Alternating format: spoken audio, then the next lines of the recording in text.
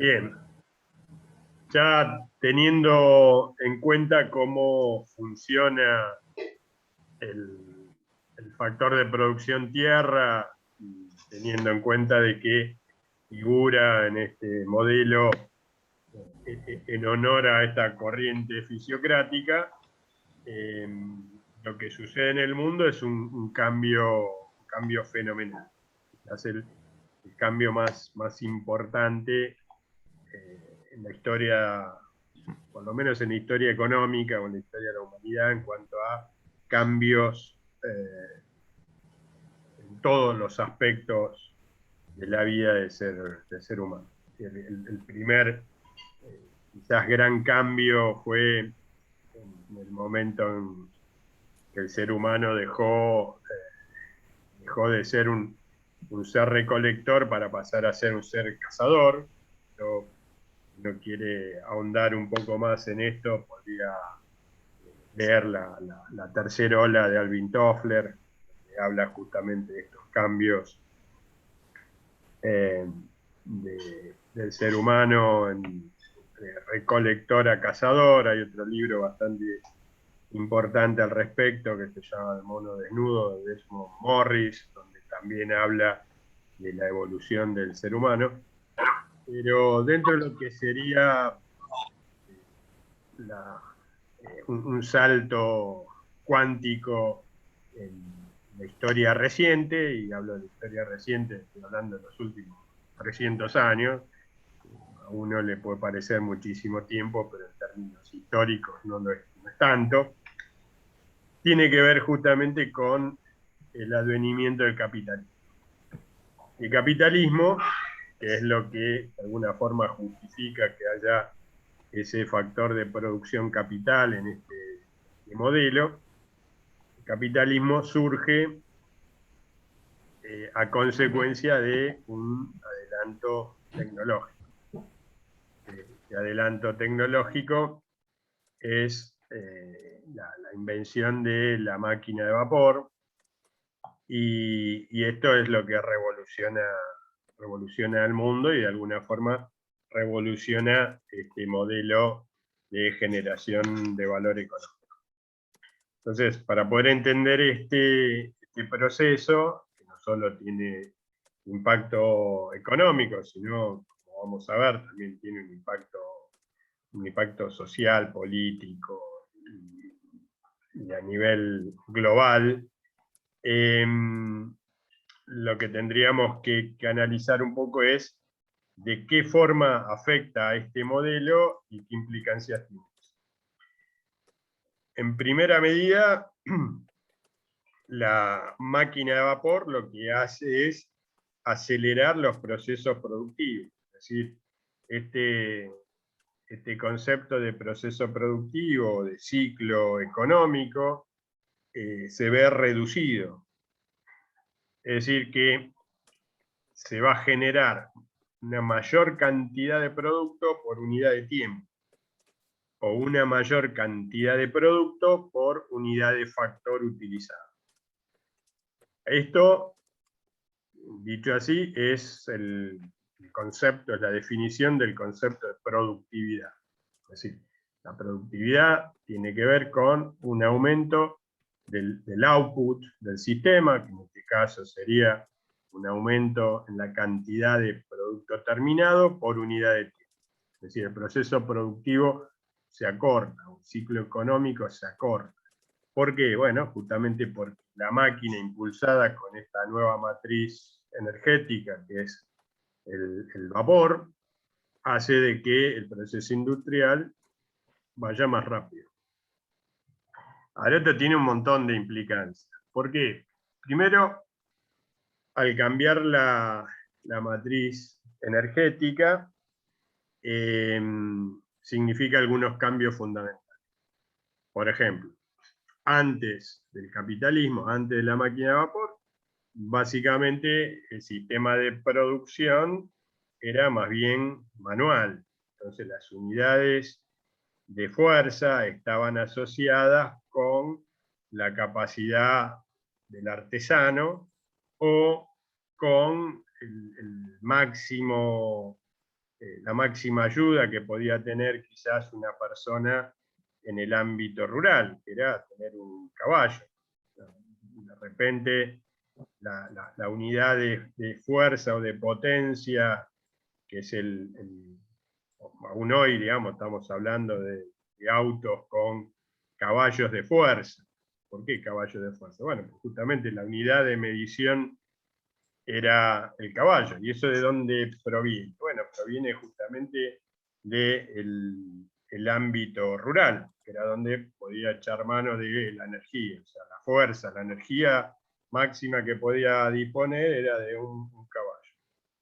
Entonces, por eso aún hoy, se habla de un caballo de fuerza o el horsepower. Entonces hoy con la máquina de vapor puedo tener muchos caballos de fuerza, todos al mismo tiempo, en una máquina que puede producir cosas. Ahora, para que esa máquina pueda funcionar adecuadamente, yo necesito generar vapor, y para generar vapor necesito generar calor, y para generar calor lo que necesito es una fuente energética, y la fuente energética utilizada en aquel momento, estamos hablando más o menos de 1750, 1770, el formato energético elegido fue el carbón mineral. Entonces, para poder desarrollar una industria mediante la utilización de máquinas de vapor, lo que tenía que generar era un cambio social. En principio, la traslación de las personas del ámbito rural al ámbito urbano. Esa era una primera característica. ¿Por qué? Bueno, porque en el ámbito rural la forma de trabajo es con poca gente, con un factor de producción tierra utilizado en forma extensiva, no en forma intensiva. Forma extensiva significa que no hay demasiado agregado de elementos tecnológicos, sino que es la propia persona la que se dedica a la explotación. Mientras que en el sistema de producción industrial capitalista, lo que involucra conceptualmente es la utilización de capital. La pregunta acá es, bueno, ¿qué es el capital? Bueno, esta es una pregunta bastante importante para poder contestar, porque todo el mundo habla de capital, de capitalismo, y pocos terminan cuestionándose qué es el capital, o qué significa en este contexto el capital. Bueno, básicamente el capital, en términos conceptuales de la primera revolución industrial, significa tener la tecnología de la máquina, tener la máquina, tener las instalaciones, tener un proceso productivo industrial. Eso significa el capital en ese momento. Aquel que piense que el capital está asociado con el dinero, bueno, está equivocado. El dinero es otra cosa distinta al capital, ¿sí? Entonces, hoy uno puede hablar de capital financiero, capital intelectual, capital humano, pero fíjense que para esas definiciones, esos conceptos, estoy utilizando dos palabras, no una.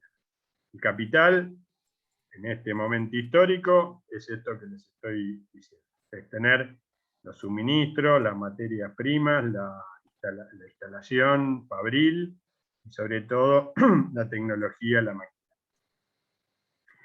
Ahora, si yo lo que necesito para poder alimentar esas máquinas es una fuente energética, y esa fuente energética definida o elegida es el carbón mineral, bueno, lo que necesito entonces es hacer una extracción también primaria de mineral de carbón. Por lo tanto, de alguna forma el cambio en la matriz laboral pasó a ser de campesinos que trabajaban la tierra en un sistema fisiocrático, a una serie de hombres que terminaban convirtiéndose en mineros para poder extraer carbón mineral que pudiera alimentar la máquina de vapor. Y por otro lado, las maquinarias que se utilizaban eran bastante débiles, bastante primarias, muy endebles en cuanto al proceso tecnológico, y entonces lo que requerían esas máquinas era de un trato un poco más adecuado, con la mano de un hombre, un campesino, no duraba mucho esas máquinas. Por lo tanto, se requiere el trabajo de las mujeres y de los niños, que tienen quizás una docilidad más marcada frente al trabajo industrial. Entonces, este es un cambio, como ven, social importantísimo, porque hay una traslación del ámbito rural al ámbito fabril, al ámbito urbano. Eso implica una serie de condicionamientos y una serie de diferenciaciones respecto del sistema fisiocrático que imperaba hasta ese momento. Entonces, la fuerza laboral genera ese cambio. Hay ciudades que explotan en cuanto a la cantidad de habitantes. Hay ciudades, por ejemplo, como Londres, que triplican la población.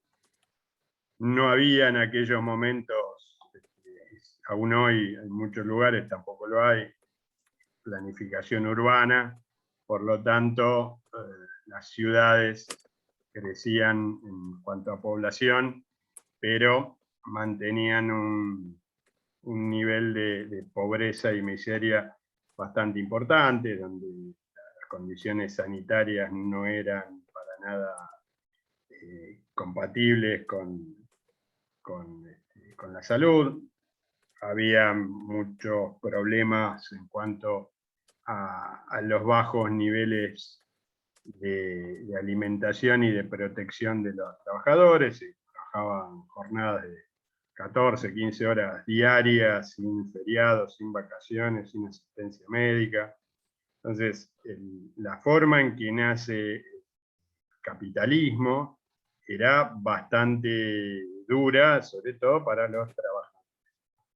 Sin embargo, el capitalismo, el sistema capitalista, tiene un dueño del factor de producción capital, que bueno, era justamente el capitalista, era aquel que ostentaba la patente de la máquina de vapor, o tenía esa tecnología, o era el que había comprado o armado esa fábrica, y por lo tanto era el que tenía la renta del valor generado en el proceso productivo. Todo este sistema capitalista está sustentado y analizado justamente por lo que uno podría llamar los economistas más famosos y más destacados dentro de este segmento, como lo son Adam Smith y David Ricardo, economistas del periodo clásico, que ya están metidos en el inicio de la economía como ciencia. En este punto, lo que ellos decían en sus textos era que, digamos, la retribución del factor trabajo era de subsistencia, es decir, el trabajador era un elemento más dentro del engranaje del sistema capitalista, y todo el producido, toda la renta generada era una ganancia atribuible al dueño del capital. Más o menos es este el sistema, ¿no? Entonces, esto funcionaba de esta forma. En ese momento eso fue más o menos el pacto social imperante, claramente visto con los valores y principios modernos, no parece una aberración la forma en que se manejaba el factor humano, Pero bueno, cada una de estas apreciaciones tienen que ver con el proceso histórico en el cual uno lo está analizando. Antes de eso, dentro de lo que era la fisiocracia, el trabajar en el ámbito rural tampoco era un trabajo como el que nosotros podemos pensar en el día de hoy. No había ni sembradoras ni cosechadoras, era todo un trabajo manual con un esfuerzo enorme. Por lo tanto, esta es la forma en que se trabaja. Pero hay un tema adicional, que es, si yo logro, mediante el capitalismo, tener mayor nivel de productividad, lo que estoy obteniendo es una mayor cantidad de productos terminados que tengo que colocar en otras plazas para que puedan ser consumidos. Y adicionalmente, si ese proceso productivo, ese ciclo económico es más rápido y yo puedo generar mayor cantidad de producto terminado, también voy a estar necesitando mayor cantidad de materia prima. Entonces, esto se soluciona, y una vez más esto está dentro de los escritos de la riqueza de las naciones, esto se soluciona mediante la especialización del trabajo, y la especialización del trabajo está asociada a los factores de producción reinantes en el mundo. Entonces, cada uno de los países lo que tendrían que analizar es cuál es el factor de producción que tienen en mayor cuantía para poder explotarlo de la mejor manera posible. Entonces, vemos claramente que un país, por ejemplo, como Argentina, si miramos los 3 factores de producción y nos remontamos a los inicios de nuestro país, el factor de producción que más teníamos, quizás que más seguimos teniendo, es el factor producción tierra. Por lo tanto, esos países como Argentina, debían dedicarse, según Adam Smith, a generar productos primarios. Esos productos primarios, ¿qué eran? Bueno, eran básicamente las materias primas para que los países centrales pudieran comprar esa materia prima y la pudieran utilizar dentro del sistema capitalista. Entonces, los países centrales de estos factores de producción, ¿qué era lo que más tenían? Bueno, lo que más tenían, o el mejor factor de producción, o el más aprovechable, era justamente el factor capital. Por lo tanto, esos países centrales se tenían que dedicar a la producción no primaria, como los países periféricos, sino que se tenían que dedicar a la actividad industrial. De esta forma, una forma determinista, el capitalismo define qué actividades productivas debería desarrollar cada uno de los países a nivel global.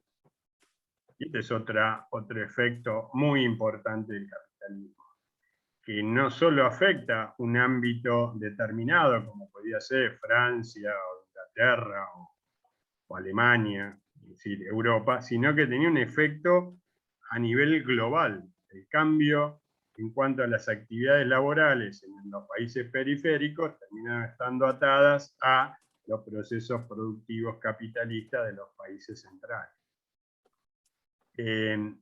Y no solo esto, el poder conseguir materias primas de países periféricos y el poder enviar a esos nuevos mercados los productos terminados requerían una serie de modificaciones en el ámbito de transporte.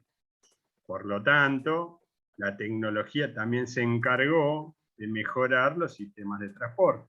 Entonces son de esta época el gran avance en cuanto a el transporte náutico y fluvial, ¿no? Con la aparición de los llamados vapores, es decir, el cambio tecnológico de pasar de un barco a vela a un barco impulsado justamente por una máquina de vapor, ¿no? Entonces el vapor pasa a reemplazar los clippers que existían en aquella época, y después, en términos terrestres, se cambia el sistema de transporte terrestre, ya sea el humano, o ya sea de producción o de productos, al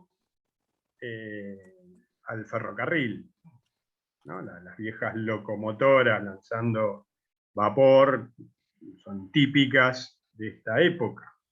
Y si uno mira el sistema ferroviario argentino, no casualmente realizado, financiado y explotado por los ingleses, tiene una forma radial, en donde todo el interior del país desemboca en el puerto de Buenos Aires. ¿Por qué? Bueno, porque todo el resto del país lo que generaban eran materias primas que terminaban en el puerto de Buenos Aires para ser enviadas a los países productores, y básicamente en el caso de Argentina el envío era a Inglaterra. Entonces los vapores, los barcos que venían de Inglaterra traían, o de Europa, traían productos terminados a ser vendidos en nuestro país, y nosotros, fruto de este intercambio, les vendíamos productos primarios.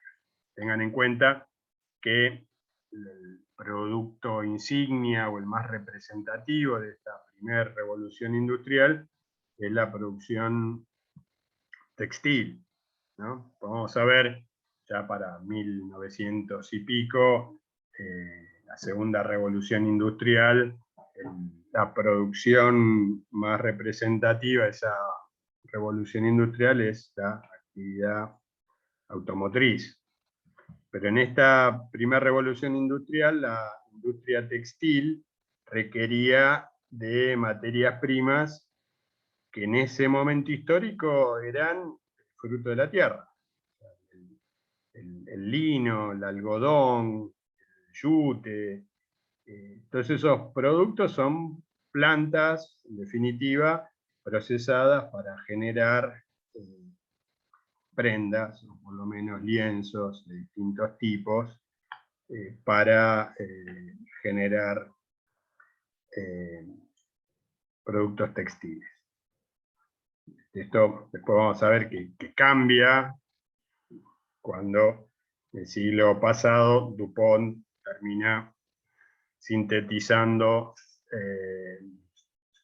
derivados del petróleo y generando telas sintéticas. Pero antes de eso, el proceso económico era utilización del factor tierra en algún punto del planeta.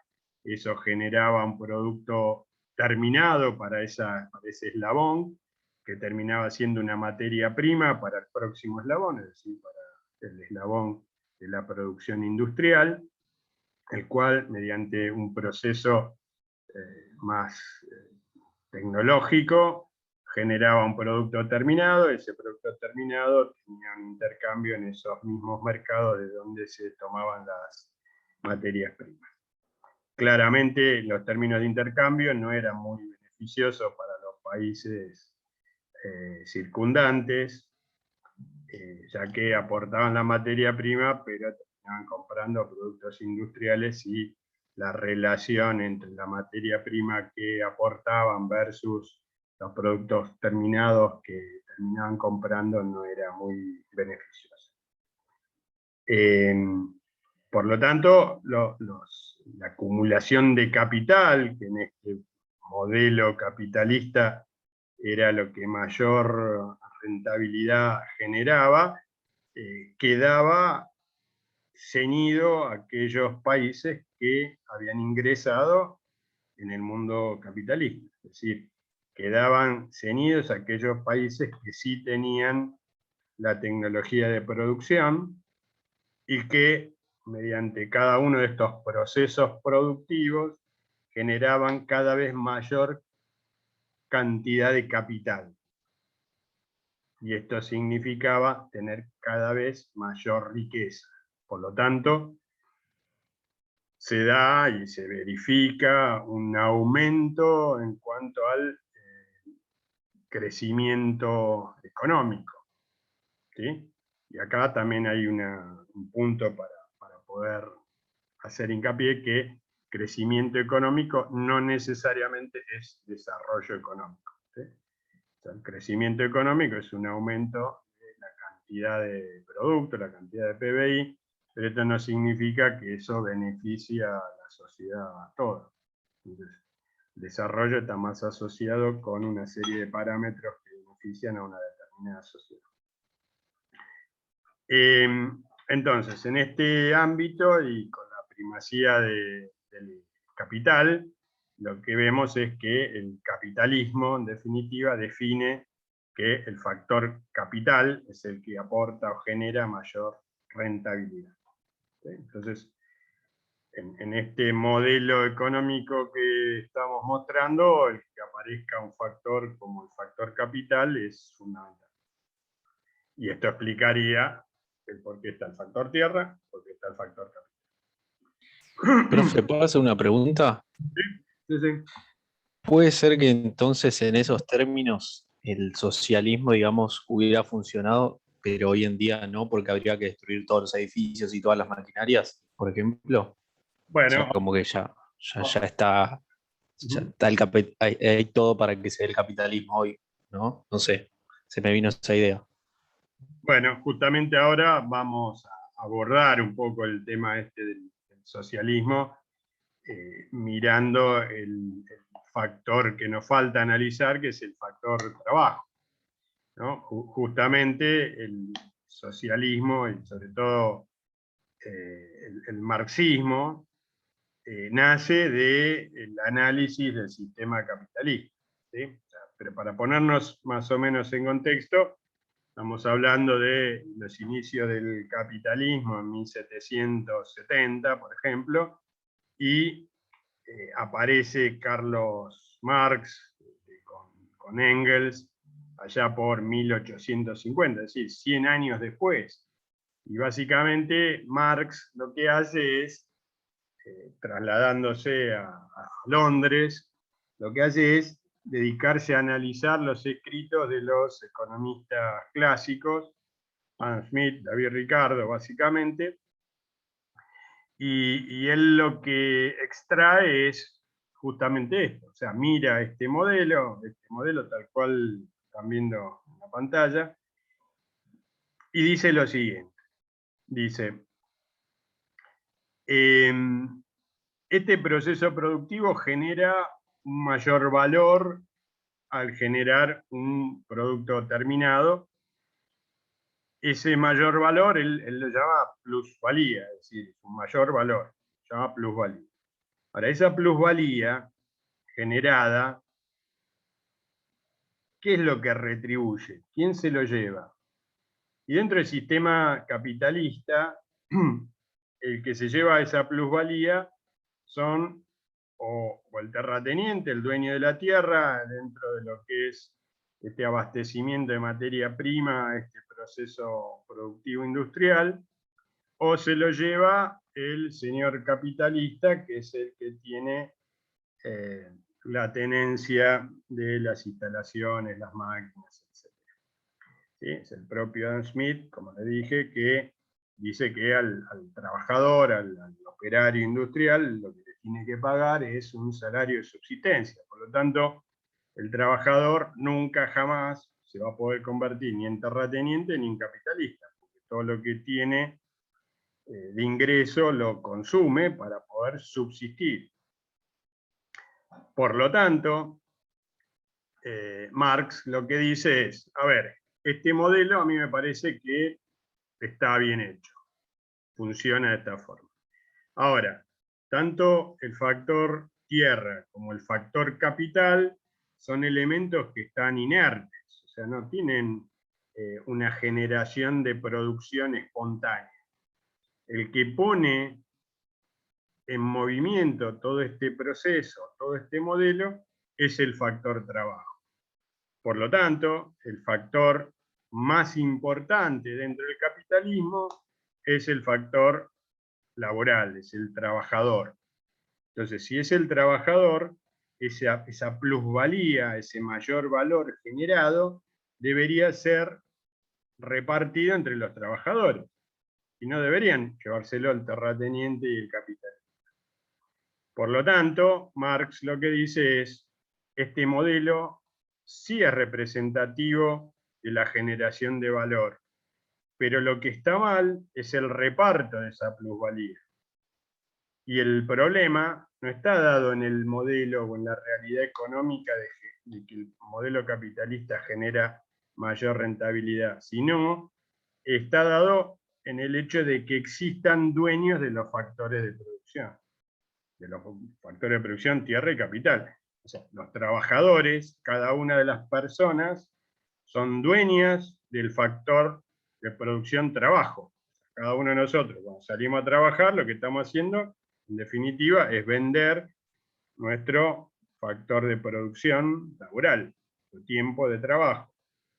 Mientras que la tierra y el capital es explotada, esto entre comillas, o en los términos de Marx, por ciertos individuos que dicen tener la tenencia de esa tierra o ese capital. Entonces Marx lo que dice es que el problema está dado en la propiedad privada. Lo que no tiene que existir es la propiedad de los factores de producción, tierra y capital. Por lo tanto, esos factores deberían estar en cabeza del Estado. Entonces es el Estado el que debería determinar qué producir, cuánto producir, de qué forma hacerlo. Y una vez que el Estado defina eso, lo que sería una producción planificada, esa plusvalía generada por el proceso productivo debería ser repartida entre los trabajadores. ¿Sí? Entonces uno analiza un poco esto y dice, bueno, pareciera ser bastante lógico. ¿Sí?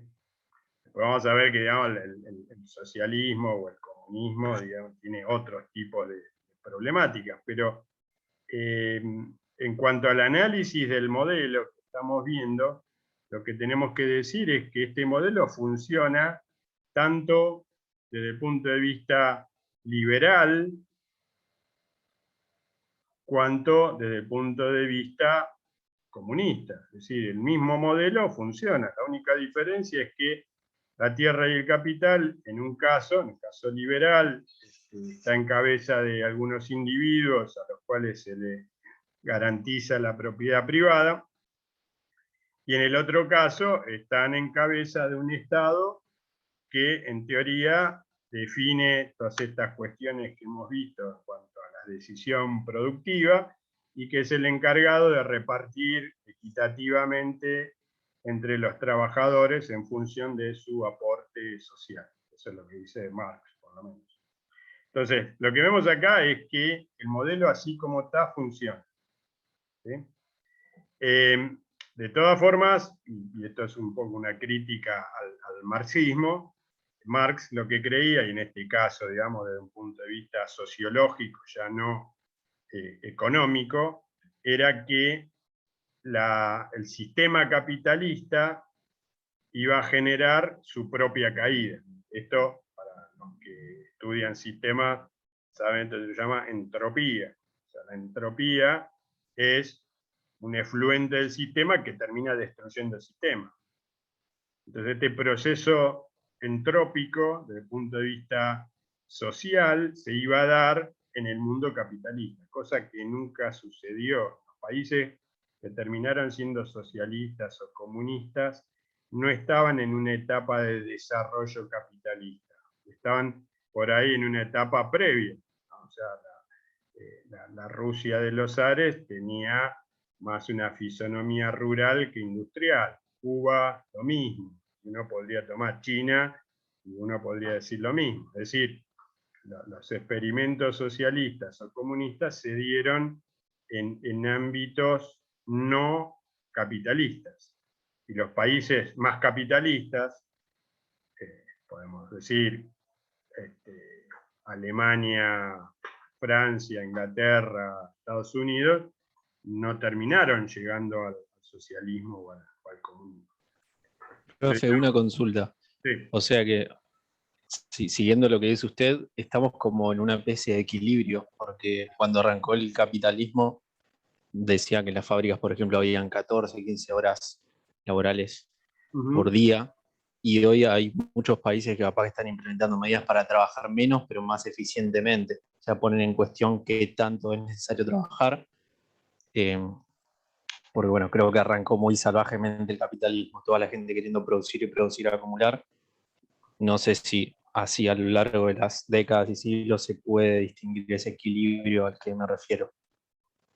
Bueno, sin duda, a ver, lo que estamos tratando de visualizar es cómo cambia este sistema y qué efecto tiene. O sea, estamos hablando del inicio del capitalismo en 1770, estamos hablando después de una serie de consignas de Marx en 1870 y el advenimiento del comunismo o el socialismo, si lo tomamos como la Revolución Rusa, estamos hablando de 1917, es decir, en términos de línea temporal, los cambios han sido muy grandes y no hay duda que durante el siglo XX hay otro tipo de organización distinta. O sea, el advenimiento de los sindicatos cambió la fisonomía de, del trabajo, ¿no? Y acá lo que me ponen es el tema de los conflictos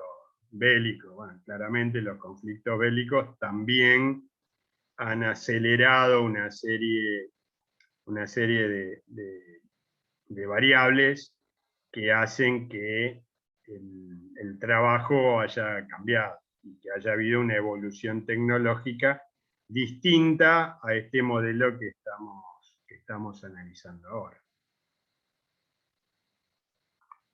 Sí, gracias.